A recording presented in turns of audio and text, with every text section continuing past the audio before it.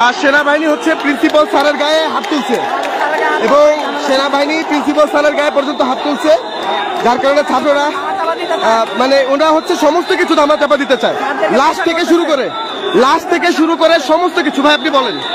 তাদেরকে প্রেশার করতেছে, ওনার পুরো ব্যাপারটা ধামাচাপা দিতে চায়।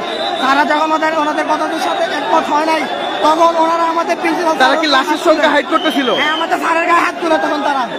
আচ্ছা আচ্ছা, লোকেরা বারবার প্রেসার ক্রিয়েট করার চেষ্টা করতেছে, তারা ছাত্রদের উপরে প্রেসার ক্রিয়েট করতেছে এবং একটা ছাত্রকে বিনা অপরাধে উদুম পিটাইছে, ওরা ইচ্ছা মতো পিটাইছে কোনো কারণ ছাড়া। ওরা ক্যাম্পাসে আমার কাছে ইচ্ছা মতো পিটাইছে কোনো কারণ ছাড়া। ওরা ক্যাম্পাসের হোস্টেলের ছাত্রদেরকে বের করে দিতে চাইতেছে। ছাত্ররা কোথায় যাবে? হোস্টেলের ছাত্ররা খুব বাজে ভাবে মারছে সেনাবাহিনীরা কোনো কারণ ছাড়া। শুধুমাত্র যমুনা টিভিতে একটা সাক্ষাৎকার দিচ্ছিল স্টুডেন্টরা, লাশের সংখ্যা বলতেছিল। এখানে লাশের সংখ্যা বলার কারণে সেনাবাহিনী অনৈতিক ভাবে স্টুডেন্টদেরকে লাঠি পেটা করে নিচে ফেলে মারছে, একদম বাজে ভাবে, খুব বাজে ভাবে মারছে।